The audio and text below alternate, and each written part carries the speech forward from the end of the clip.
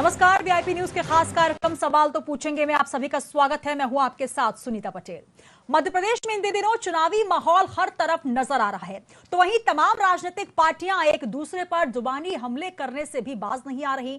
मध्य प्रदेश के गृह मंत्री नरोत्तम मिश्रा ने पूर्व मुख्यमंत्री दिग्विजय सिंह पर उनके बयान को लेकर निशाना साधा। दरअसल प्रदेश कार्यालय के एक कार्यक्रम के दौरान दिग्विजय सिंह ने नाराज नेताओं को साधने के लिए बड़ा बयान दिया। दिग्विजय सिंह ने कहा कि ये मानकर चलिए कि जिनका टिकट कटा है वो दिग्विजय सिंह ने काटा और जिन्हें टिकट मिला उन्हें कमलनाथ ने दिया। इसी पर नरोत्तम मिश्रा ने तंज कसते हुए कहा कि अगर बात की जाए मध्य प्रदेश की तो यहां कांग्रेस सिर्फ दो लोग ही चला रहे हैं, एक काटू और दूसरा छाटू।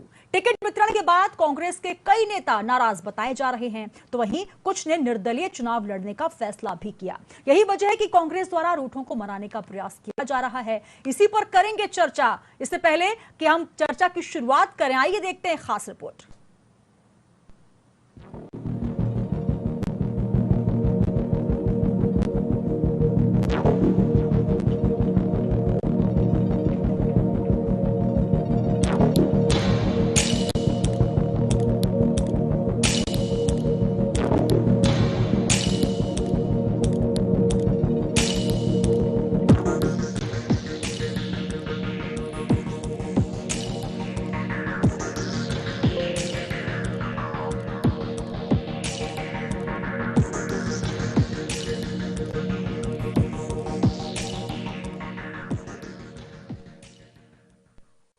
मध्य प्रदेश में कांग्रेस दो ही लोग चला रहे हैं, एक काटू और दूसरे छाटू। ये बात बड़े ही चुटकीले अंदाज में मध्य प्रदेश के गृह मंत्री नरोत्तम मिश्रा ने कही। गृह मंत्री नरोत्तम मिश्रा ने पूर्व मुख्यमंत्री दिग्विजय सिंह पर उनके बयान को लेकर निशाना साधा। नरोत्तम मिश्रा ने कहा कि मैं इसे दिग्विजय सिंह का विवादित बयान मानता हूं। उन्हें सुप्रीम कोर्ट के फैसले पर भी अप्रत्यक्ष रूप से सवाल उठाने हैं। अगर बात की जाए मध्य प्रदेश की तो यहाँ कांग्रेस सिर्फ दो लोग ही चला रहे हैं, एक काटू और छाटू। आप समझ ही गए होंगे कि इशारा किस तरफ है। मैं तो इसे विवादित बयान मानता हूं दिग्विजय सिंह को। जिस तरह से तीस्ता जी का बयान आया है, आर जफर जी का भी उसके संबंध में बयान है, ये इनको सुप्रीम कोर्ट के फैसले पर सवाल उठाना है अप्रत्यक्ष रूप से। कभी इन्होंने गोधरा के दंगों पर सवाल नहीं उठाए होंगे, कश्मीर में जब बेगुनाह मारते हैं तो सवाल नहीं उठाते। एक सोची समझी साजिश तीस्ता के माध्यम से की गई देश के प्रधानमंत्री को बदनाम करने की, जिसका पर्दाफाश सुप्रीम कोर्ट ने किया है और वो सही जगह पहुंची है जहां पहुंचना चाहिए। अच्छा, इससे एक बात तो तय हो गई है, ये दो ही लोग चला रहे हैं कांग्रेस को, काटू और छाटू जो भी हैं। एक छाट देते हैं, एक काट देते हैं। बाकी कांग्रेस लगभग शून्यता की ओर है और उसका परिणाम आप देख भी रहे हो। गौरतलब है कि कांग्रेस में भी नगरीय निकाय चुनाव में टिकट वितरण को लेकर नाराजगी जमकर सामने आई। कांग्रेस के प्रदेश कार्यालय में एक कार्यक्रम के दौरान दिग्विजय सिंह ने नाराज नेताओं को साधने के लिए बड़ा बयान दिया था।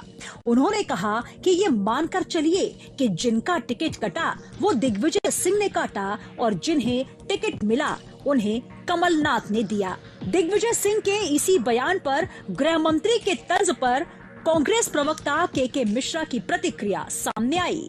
उन्होंने यहाँ तक कह दिया कि गृह मंत्री नरोत्तम मिश्रा राजनीतिक धौंस दिखा रहे हैं। तीसरे गृह मंत्री जी भी आ जाए, हम उनको आमंत्रित करते हैं कि तीसरे वो भी कांग्रेस में आ जाए, वो भी चलाने में हमें सहयोग करें। ये तो राजनीतिक धौंस दे रहे हैं गृह मंत्री जी। वे संसदीय कार्य मंत्री जी भी हैं, विधि मंत्री जी भी हैं, कानून और संविधान के ज्ञाता कहे जाते हैं। यदि वो इस तरह मतदाताओं को धौंस देंगे तो लोकतंत्र कैसे जिंदा रहेगा। आजादी के 60 सालों तक कांग्रेस की सरकारें रही हैं, हमने तो कभी ऐसी बात नहीं की। यदि गृह मंत्री जी ऐसे शब्द बोलने के पहले कल के परिणाम का जो रुझान आया है वो देख लेते तो शायद यह नहीं बोलते। कुल मिलाकर नगरीय निकाय चुनाव को लेकर प्रदेश में माहौल गर्म है और दोनों ही पार्टियों में जुबानी जंग जारी है। अब देखना दिलचस्प होगा कि तमाम वादों और दावों के बीच जनता किस पर विश्वास जताती है।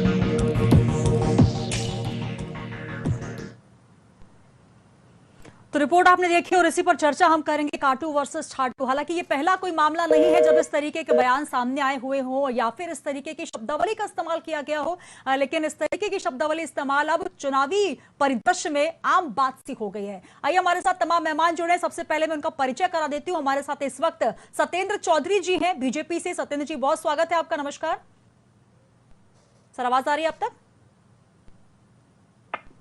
नमस्कार जी। जी नमस्कार। और साथ ही जुड़े हुए हैं वरिष्ठ पत्रकार रमेश शर्मा जी। सर, बहुत स्वागत है आपका। नमस्कार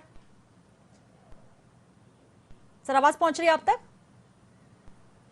और साथ ही जुड़ेंगे, कांग्रेस से अपना पक्ष रखेंगे रवि वर्मा राहुल जी, और थोड़ी देर से हम उनसे जुड़ेंगे। लेकिन सबसे पहले मैं सत्येंद्र जी आपका ही रुख करना चाहूंगी।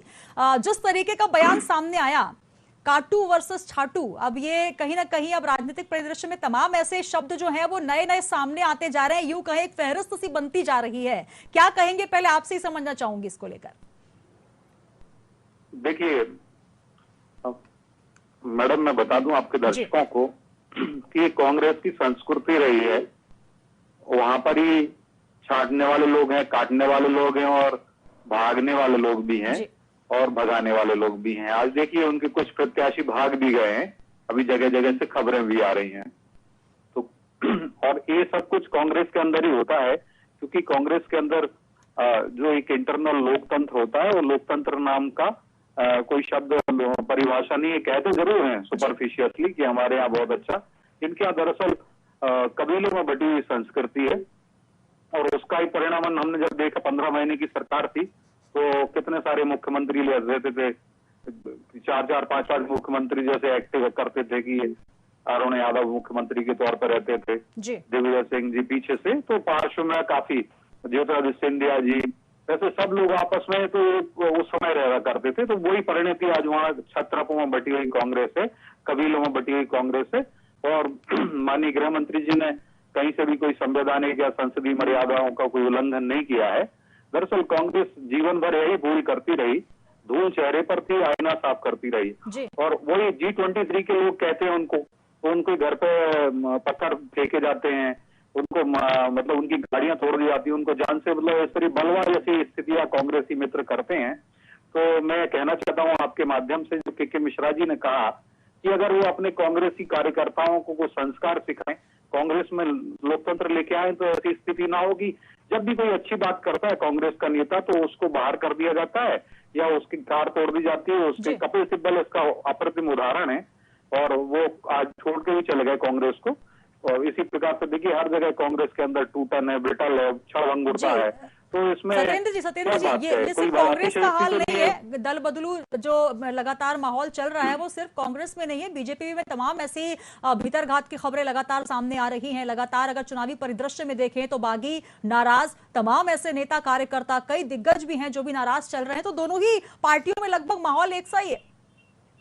देखिए चुनावी परिप्रेक्ष्य में बात करें कोई पूरा मतलब न्याय नहीं होगा जी। इस बात को अगर कहें कि हम ब्रॉड प्रोस्पेक्ट में देखें, बड़ी परिदृश्य में देखें, भारत की राजनीति के परिदृश्य में देखें, तो चुनाव के अंदर जो बात है आपने कहा, मैं आपकी बात से कुछ हद तक सहमत हूं कि हर दल के अंदर यह समस्या आती है, जो लोग रहते हैं उनमें असंतोष रहता है। लेकिन राजनीति में अगर बड़ा परिदृश्य की बात करें तो आप देखिए कांग्रेस के अंदर कुछ नहीं है। जो मैंने पहले कहा कि क्यों सुनील जाखड़ जो पंजाब से हैं वो उनको वहां से बीजेपी में आना पड़ा, अमरिंदर सिंह वहां मुख्यमंत्री थे, उनको छोड़नी पड़ी पार्टी, और 4 बड़े नेता उनके अभी हमारे बीजेपी में आए। कपिल सिब्बल जी साइकिल पर सवार हो गए, राज्यसभा पहुंच गए हैं समाजवादी पार्टी की ओर से जी। इसी प्रकार से हार्दिक पटेल क्यों चले गए, माननीय ज्योतिरादित्य सिंधिया जी हमारे यहाँ आया, 32 लोग कांग्रेस छोड़ी, 32 लोगों ने अपना त्याग पत्र दिया।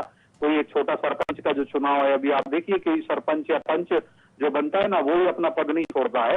तो दरअसल बात बड़ी है, त्याग करके आए हैं। तो ऐसा कांग्रेस के अंदर बहुत सारी कमियां हैं और कांग्रेस उनको हमेशा ढाकती है, दूसरों के ऊपर आरोप लगाती है।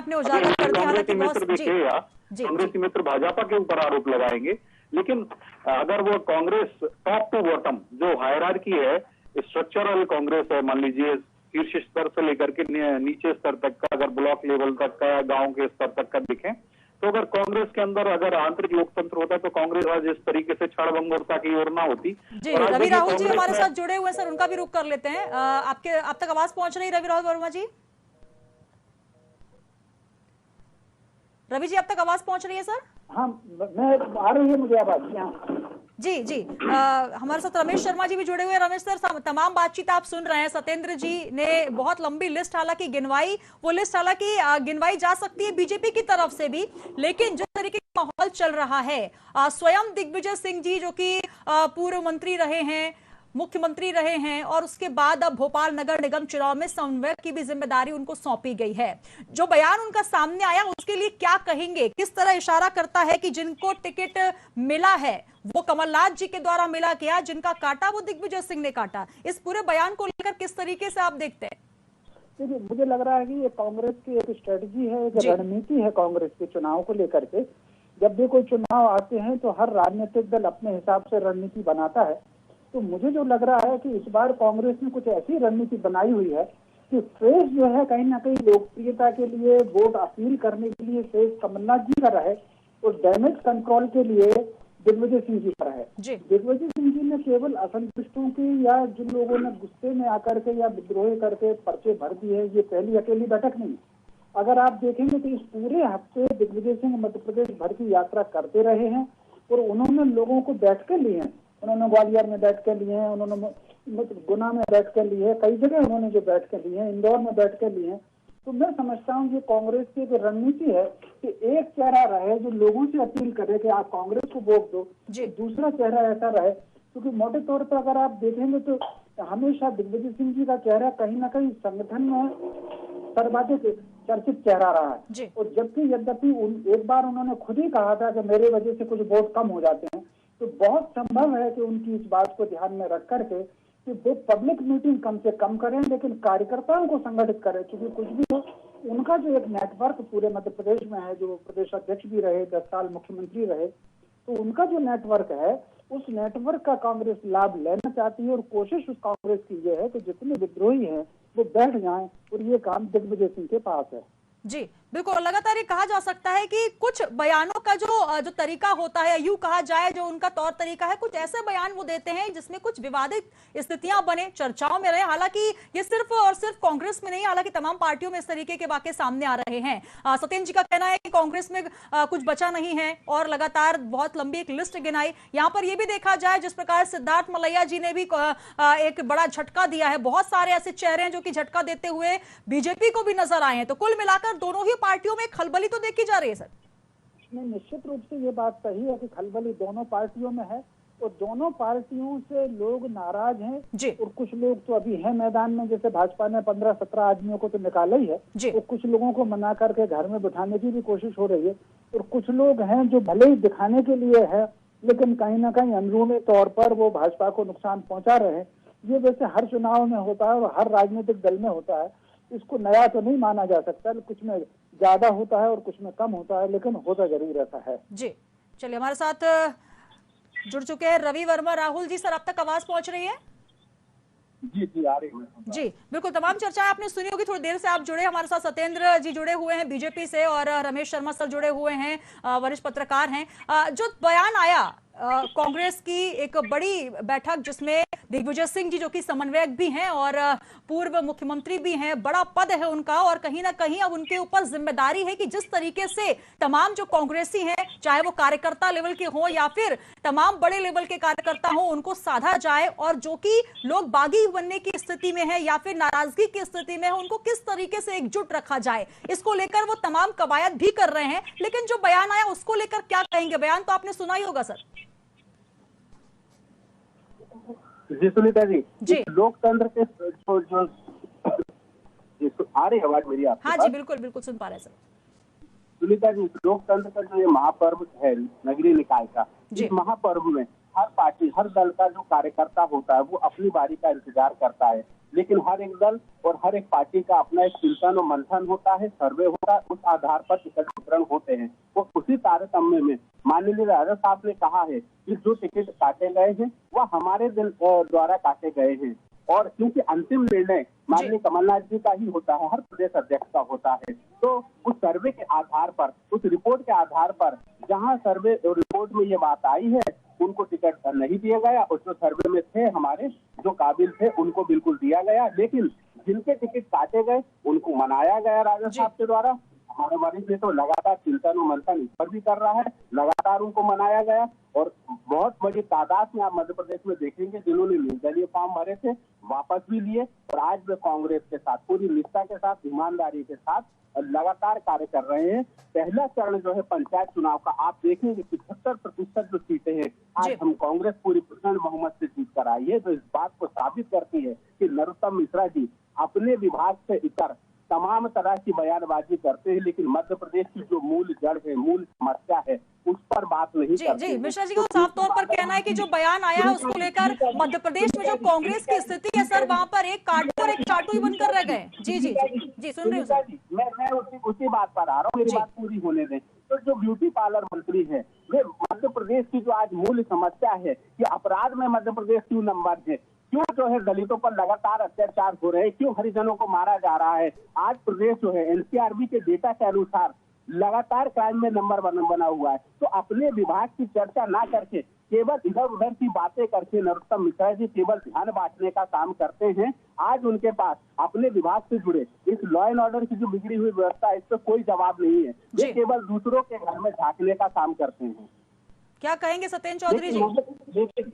लेकिन मध्य प्रदेश की जनता ने एक बहुत ही करारा जवाब दिया है। पहले चरण में 75% जो सीटें हैं आज कांग्रेस जीत कर आई है कि ये इस तरह की झूठेबाजी में, इस तरह का जो झूठा बयान देकर जो इधर उधर की बातें करके जनता का मुंह मोड़ते हैं ना, तो ये बहुत बड़ा करारा तमाचा है भारतीय जनता पार्टी के गाल पर।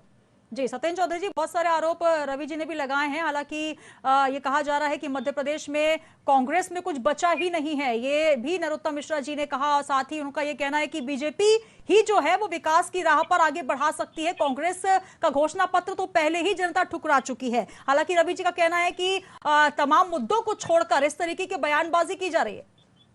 देखिए, मुद्दे को छोड़ने का काम, और जमीन पर भी अगर विकास की बात करें, चुनौती की बात करें, तो भारतीय जनता पार्टी स्वयं ही भारतीय जनता पार्टी के लिए चुनौती है। शिवराज जी स्वयं ही चुनौती है अपने जनता के कल्याण के लिए, क्योंकि ये लोग जो है ना विकास में कहीं ठहरते नहीं है, इसलिए इन लोगों का हमेशा काम रहता है लटकाना, अटकाना, भटकाना, बहलाना, फुसलाना, और हमेशा। अब देखिए, इन्होंने वचन पत्र की बात की थी, ये वचन पत्र अभी जो कर रहे हैं, ये वचन पत्र 15 महीने में भी जब सरकार चलाई तब भी ये वचन पत्र लेके आए थे, और वचन पत्र में लगभग 1000 वचनों का इन्होंने वादा किया था, और उस 1000 वचन जो इन्होंने लगाए लगभग, और उसमें वचन पत्र नहीं था, वो वचन पत्र का चिन्ह थे एक तरह से, और वो कांग्रेस को हमेशा 15 महीने परेशान करते रहे कि आप कैसे युवाओं के लिए 4 रुपए नहीं दे पाए, 4000 रुपए महंगाई का भत्ते की बात की थी। बेरोजगारी में आपने एक साल के अंदर अंदर ही 20 लाख जहां बेरोजगार थे रजिस्टर्ड थे, वो एक साल के अंदर 27 लाख 70 हजार बेरोजगार हो गए। खुद कमलनाथ जी कहते हैं कि हमारी गलत नीतियों के कारण विधानसभा के अंदर उन्होंने डेटा दिया था और अपनी असफलता को स्वीकारा था। किसानों के लिए क्या किया था इन्होंने? किसानों का 10 दिन के अंदर कर्ज माफ करने की बात की थी, 50,000 करोड़ के आसपास का कर्ज माफ करने की इन्होंने बात की थी, और 3-4 हजार करोड़ का कर्ज माफ किया, और आज भी 2 लाख रुपए तक का जो बात की थी वो किसान का कर्ज माफ नहीं कर पाए, और 15 महीने तक इन्होंने सरकार चलाई, जनता ने देखा। इसी प्रकार से आप देखिए, लाडली लक्ष्मी योजना में एक लाडली नहीं बना पाए, हमने 43 लाख लाडली बनाई है, और हर जगह भी सम्मेलन हुआ था, हर जगह जगह पर जो लाडली हमारी हैं, माताएं बहनें, उनके बच्चे हैं, लाडली बने, उन सबको तो उन्होंने इतना आशीर्वाद दिया भारतीय जनता पार्टी को कि आपकी सरकार आई, फिर से लाडली बनने लगी। इन्होंने साइकिल देना बंद कर दिया, स्कूटी का इन्होंने वादा किया था अपने वचन पत्र में, जो कन्याएं हमारी बहनें स्कूल जाती हैं वो हम साइकिल देते तो वो भी बंद कर दिए, और ना कोई स्कूटी दे पाए। हमारे जो संबल योजना के द्वारा हमारे जितने भी जो गरीब जो श्रमिक बंधु हैं, वो अगर उनको मृत्यु हो जाती थी तो उनको 5,000 रुपए देने का काम हम लोग हमारी सरकार करती थी उस संबल योजना के माध्यम से। और जो कोई नया बच्चा जन्म लेता है तो उसको 15-16 हजार रुपए उसमें मिलते हैं माताओं को अपना उस समय मजबूती के लिए, जो आहार अच्छा पौष्टिक आहार रहे उसके लिए, और स्वस्थ मेडिसिन वगैरह के लिए। तो ये सारी योजनाओं को देखिए, आप भले ही आदेश ना निकाले लेकिन एक नहीं बना पाए थे। ऐसे जनता में त्राहिमाम था ना, आप कोई कुछ इंडस्ट्रियलाइजेशन कर पाए थे। तो वचन पत्र का जो मैं कहा ना, बोतल के अंदर से जैसे जिन्न निकलते थे ना, हमारे यहाँ कहानियां सुनाई जाती हैं, और जिन्न परेशान करते थे तो उनको बोतल के अंदर भर देते थे। तो ये जो इनका जो वचन पत्र का पुलिंदा था वो झूठ का पुलिंदा था, और जिन्न के जैसे बाफिक निकल के इनको परेशान करते रहे हुए। और जब हमने उस बात को उठाया तो उसी बात को उनके जो पार्टी के अंदर सिंधिया जी के साथ 32 विधायक जो थे, जो वो भी बात को समझ रहे कि नहीं, भारतीय जनता पार्टी के मीडिया विभाग बिल्कुल सही तरीके से माननीय लोकेंद्र पाराशर जी के नेतृत्व में जो हमने बातें उठाई वो तो सबको उनको सही लगा, और फिर वो खुद भी आ गए और इन लोगों ने उनका अपमान किया कि जमीन पर उतर जाओ, लेट जाओ, इस तरीके से। तो वो लोग आए, और मैं तो कहता हूँ कि मध्य प्रदेश की जनता के लिए सिंधिया जी फरिश्ते साबित हो गए, मैसेंजर ऑफ गॉड साबित हुए। और आज देखिए, हमने 22,000 करोड़ से ज्यादा का मिशन नगरोदय के अंदर राशि दी है। हर नगर निगम के चुनाव, नगर निगम में हर उसके लिए फिक्स कर दिया है राशि। और नगरोदय का जो बजट है, हम वो 800 करोड़ रुपए हुआ करता था। बंटाधार 1 श्रीमान दिग्विजय सिंह जी थे और बंटाधार 2 कमलनाथ जी रहे। उनके समय 800 करोड़ रुपए का बजट हुआ करता था नगरीय विकास का, हमने उसको बढ़ाकर 20,000 करोड़ से ज्यादा का कर दिया। तो आप देखिए कितना हर जगह, और उसी के कारण से जो सतना के प्रत्याशी हैं कांग्रेस के, जो विधायक भी हैं, इनको टिकट देने के लिए महापौर के लिए मिला नहीं इनका कार्यकर्ता, तो इन्होंने अपने विधायक को टिकट दिया। और वो विधायक अब क्या कह रहे हैं कि हमें विधायकी करने में मजा नहीं आता, और वो भ्रम में शिव चिल्ली की तरह बात कर रहे हैं कि हम जो है सतना का जो नगर निगम में 1,000 करोड़ से ज्यादा का प्रावधान माननीय शिवराज जी ने किया है नगरीय विकास के तौर पे, मिशन नगरोदय के तौर पर, तो उस 1,000 करोड़ रुपए को खाने के लिए अभी से मंसूबे पाल लिए हैं। शेख चिल्ली की तरह उन्होंने प्लान बनाना शुरू कर दिया, क्योंकि जनता जानती है। और देखिए, विकास का इंजन देखिए, माननीय केंद्रीय मंत्री मोदी जी हैं, हमारी भारतीय जनता पार्टी की सरकार है, माननीय शिवराज जी की सरकार यहाँ पर है। और जब अगर मान लीजिए नगरोदय की बात करें, पंचायत के चुनाव की बात करें, जनता ये जानती है कि जिस राज्य में जिसकी पार्टी की सरकार होती है, अगर उसी पार्टी का अगर वहाँ पर नगरीय निकाय और ग्रामीण निकाय आएगा तभी तो वहाँ पर। लेकिन के मिश्रा जी का तो कहना है, सत्येंद्र जी, के मिश्रा जी का तो कहना है कि सर जी, और भी गेस्ट है मेरे पास, समय की कमी है, उनका कहना है कि राजनीतिक ध्वंस दिखा रहे हैं गृह मंत्री जी कि कुछ बचा नहीं है कांग्रेस में, और अगर जनता देती है बीजेपी को तो ही विकास हो पाएगा, नहीं तो कांग्रेस विकास नहीं कर पाएगी। सिर्फ भारतीय जनता पार्टी को अगर वोट दिया जाता है तो ही विकास हो पाएगा, तो इसे राजनीतिक ध्वंस करार दे रहे हैं।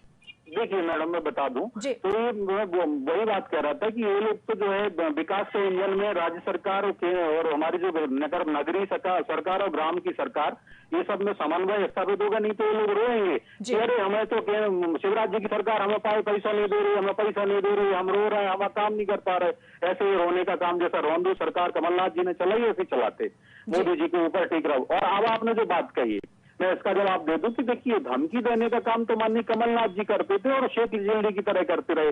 वो कई बार कह चुके हैं कि अगले 2 महीने में कांग्रेस की सरकार आएगी, मैं 15 अगस्त को झंडा में फहराऊंगा, लाल परेड ग्राउंड पर जाकर के मैं परेड की सलामी लूंगा।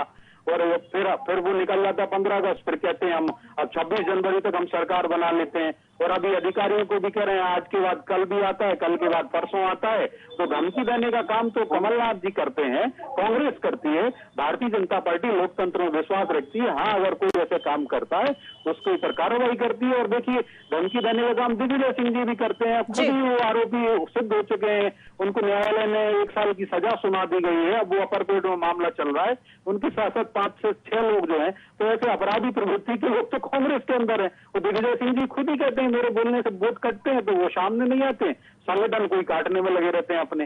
तो क्या गलत कहा हमारे माननीय गृह मंत्री डॉक्टर नरोत्तम मिश्रा ने, काटू छाटू शब्द बिल्कुल सही लिया है, और भागू शब्द भी है। कई उनके प्रत्याशी भाग रहे हैं, आप देखिए कई पार्षद प्रत्याशी। समरस पंचायत तो हमने सुना है, समरस ग्राम पंचायत और होती है, बहुत अच्छी बात है, लेकिन ये कांग्रेस की विफलता है कि कई सारी नगर परिषद में, नगर पंचायतों में कांग्रेस के प्रत्याशी नहीं, कांग्रेस का अभी आरोप लगाएगी कि भाजपा ने कर दिया, जबकि लोकतंत्र है ऐसा कुछ नहीं। वो प्रत्याशियों ने स्वायत्तता से वापस हुआ और निर्दलीय मतलब जहां पर समरस नगर पंचायतों का गठन हो गया और निर्विवाद रूप से पहले ही मनोनयन हो गया उन पार्षदों का, जीत के आए ऐसे। जी चलिए, रमेश शर्मा जी हमारे साथ जुड़े हैं। जी जी सर, समय की कमी सत्येंद्र जी, रमेश शर्मा जी हमारे साथ बहुत देर से जुड़े हुए हैं। सर क्या कहेंगे, वरिष्ठ पत्रकार, राजनीतिक विश्लेषक होने के नाते, जिस तरीके से जो समय की अगर बात की जाए, 15 महीने का कार्यकाल ही कमलनाथ सरकार को मिल पाया। अब नगर सरकार बदलने और उसके बाद सरकार को चलाने का अगर वो फैसला करते हैं या फिर एक ख्वाब देखते हैं, तो कहीं ना कहीं उसको लेकर बीजेपी का ये कहना है कि पहले आप सरकार नहीं चला पाए, अब आप किस तरीके से बदलाव की स्थिति को देख पा रहे हैं। प्रदेश की सरकार जब आपको मिली थी तब आप सत्ता में काबिज होते हुए वो फैसले नहीं ले पाए और एक बार आप फिर ख्वाब देख रहे हैं। इसको लेकर अब कांग्रेस राजनीतिक धौंस कह रही है कि अगर आप ये कहते हैं कि जनता अगर बीजेपी को चुनेगी तो ही विकास हो पाएगा। देखिए, मोटे तौर पर इसको धौंस तो नहीं माना जाना चाहिए, लेकिन फिर भी कहीं ना कहीं अनुकूल सरकार जब होती है नगरीय निकाय में या पंचायतों को, उसके अनुरूप प्रदेश में भी सरकार होती है, तो कहीं ना कहीं तो विकास की गति अच्छी चलती है।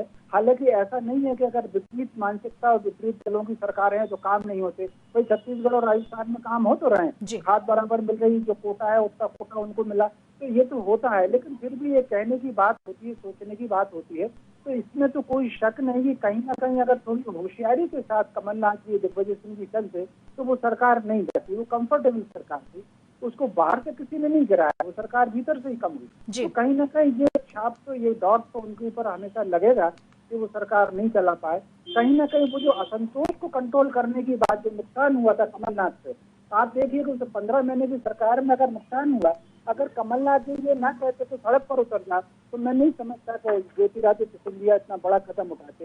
इसलिए डैमेज कंट्रोल से कमलनाथ को हटा करके दिग्विजय सिंह को लगाया। दिग्विजय सिंह कंधे पर हाथ रख करके, किसी को बगल में चिपका करके जिस तरीके से उतारने का, मनाने का काम करते हैं, इसलिए इस बार डैमेज कंट्रोल में दिग्विजय सिंह को लगाया। ये कांग्रेस की जो रणनीति है, तो मोटे तौर पर ये डांट तो रहेगा कि सरकार को नहीं चला रहा है। जी रमेश शर्मा जी, कितना फायदा होते नजर आता है अगर डैमेज कंट्रोल में दिग्विजय सिंह जी के अनुभवों को अगर कांग्रेस बुलाना चाहती, क्या लगता है डैमेज उतना हो पाएगा कंट्रोल जितना डैमेज हो चुकी है पार्टी की तरफ से? निश्चित रूप से थोड़ा बहुत कंट्रोल होगा। जो लोगों ने पर्चा भर दिया है, भरा रहेगा, मोटे तौर पर वो प्रचार नहीं करेंगे, इसका फर्क तो पड़ेगा। अब ये अलग बात है कि जिन्होंने पर्चा भर दिया है वो दिग्विजय सिंह जी के समझाने से शांत बैठ जाएं, अपना प्रचार ना करें कांग्रेस के खिलाफ, लेकिन कांग्रेस के लिए कितना काम करेंगे ये अभी नहीं कहा जा सकता, लेकिन उनको समझाने का फर्क पड़ेगा। जी बिल्कुल। रवि जी क्या कहेंगे, सरकार, नगर सरकार बदलने का फैसला और कहीं ना कहीं एक तरीके से पूरी रणनीति तो बनाई जा रही है कांग्रेस की तरफ से, दिग्विजय सिंह जी हैं, कमलनाथ जी, हालांकि ये कहा जा रहा है कि दो ही लोग मिलकर कांग्रेस चला रहे हैं, नेतृत्व का अता पता नहीं है, ये तमाम आरोप कांग्रेस पर लगातार गाहे बगाहे लगते रहते हैं। क्या कहेंगे? अब ये भी कहा जा रहा है कि सरकार तो आप बदल देंगे, चलिए ख्वाब तो आपने देख लिया, लेकिन पैसे कहां से लाएंगे, क्योंकि केंद्र और प्रदेश में इनकी सरकार तो है ही नहीं। देखिए सुनीता जी, दरअसल धनबल से और चोरी के रास्ते से सरकार चलाने वाले लोगों से इसी तरह के बयानों की उम्मीद की जा सकती है, क्योंकि ये लोकतंत्र में कहीं भी भरोसा करते नहीं है। प्रथम चरण के जो परिणाम है, इस बात को कहीं न कहीं प्रमाणित करते हैं, इंगित करते हैं कि मध्य प्रदेश की जनता ने भारतीय जनता पार्टी के पैरों को मध्य प्रदेश से उखाड़ने का काम कर दिया है। और जनता ने क्योंकि माननीय कमलनाथ जी को चुना था, 100 रुपए में 100 यूनिट देने की जो हमने स्कीम लेकर आए थे, किसानों की कर्ज माफी को लेकर आए थे, जनता का मन, जनता का ध्यान आज भी कांग्रेस के साथ है, जिसके परिणाम पंचायत चुनाव से आप देख सकते हैं। लेकिन नरोत्तम मिश्रा जी जिस तरह की बयानबाजी कर रहे हैं, वो इस बात को कहीं न कहीं प्रमाणित करते हैं कि ये पुनः धन बल के बल पर, चोरी के बल पर, डराने के बल पर पुनः सत्ता हासिल करने चाहते हैं। लेकिन मध्य प्रदेश की जनता जो जी सर, सत्ता तो उन्हीं के हाथ में है। पिछले चुनाव को भी देख लीजिए, 16 पर क्लीन स्वीप किया था सर। सुनीता जी, पर इनकी इस तरह की गीदड़ बस्तियों से मध्य प्रदेश की जनता या कांग्रेस का कोई नेता डरने वाला नहीं है। तमाम तरह की योजनाओं की जो दुहाई दे रहे थे, 18 वर्ष की सरकार में ऐसा कोई निर्णय नहीं ले पाए, लेकिन केवल झूठ बोलकर जनता को भ्रमित करना, ये नहीं हुआ, वो नहीं हुआ, फलानी योजना नहीं हुई। अरे सरकार को आप रहने देते, समय देते, भत्ता भी देते, किसानों का जो कर्ज माफी जो रुकी है उस कर्ज माफी को भी पूरा करते, क्योंकि आज भारतीय जनता पार्टी के नेता लगातार कैमरा देखते ही झूठ अड़ाना चालू कर देते हैं। जो जनता का पवित्र मंदिर है। चलिए रवि वर्मा जी, समय की कमी, हालांकि 15 महीने की सरकार के बाद मंथन का बहुत वक्त मिला है कांग्रेस को, और जनता ने आखिर विश्वास आप पर क्यों नहीं जताया? क्योंकि सरकार तो आपको मिली, लेकिन उसके बाद भीतर घात जिस तरीके से हुआ है, ये तमाम परिदृश्य देखने को मिला है। इसके लिए मंथन जरूर कांग्रेस को करना चाहिए, लेकिन जो चुनावों का परिदृश्य अब चल रहा है, हालांकि विधानसभा चुनावों से पहले इसको सत्ता का सेमीफाइनल के तौर पर दोनों ही पार्टियां देख रही हैं। अब देखकर दिलचस्प होता है कि जनता एक बार फिर किस पर विश्वास करती है, और इसको लेकर दोनों ही पार्टियां जो दावे या वादे कर रहे हैं, लेकिन सबसे जो महत्वपूर्ण होता है लोकतंत्र में, वो होता है जनता का फैसला, और जनता किसका यहां पर राज तिलक करती है, राज्याभिषेक करती है, यह सबसे दिलचस्प होगा देखना। बहुत शुक्रिया आप तीनों मेहमानों का। सत्येंद्र चौधरी जी हमारे साथ जुड़े, रवि वर्मा जी जुड़े, और साथ ही वरिष्ठ पत्रकार रमेश शर्मा जी, सर आपका भी बहुत धन्यवाद। तो कहीं ना कहीं जिस प्रकार से काटू और छाटू एक शब्द इस्तेमाल किया गया है, कोई पहली बार इस तरीके के शब्दों का इस्तेमाल नहीं हुआ है। राजनीतिक परिदृश्य में देखा जाए तो लंबी फहरिस्त तो हो चुकी है जिसमें इस तरीके के शब्दों का इस्तेमाल किया जाता है, लेकिन कहीं ना कहीं यह भी कहा जाता है कि राजनीति में विवादित बयान अगर दिए जा रहे हैं तो कहीं ना कहीं उसको लाइमलाइट मिलती है, एक तरीके से हाईलाइट किया जाता है, और इसको लेकर एक रणनीति के तौर पर इस्तेमाल किया जाता है। अब देखने वाली बात है कि जनता इन शब्दों को या इन रणनीति को किस तरीके से लेती है। आज के इस खास कार्यक्रम सवाल तो पूछेंगे में इतना ही। दीजिए इजाजत, बने रहिए VIP न्यूज के साथ।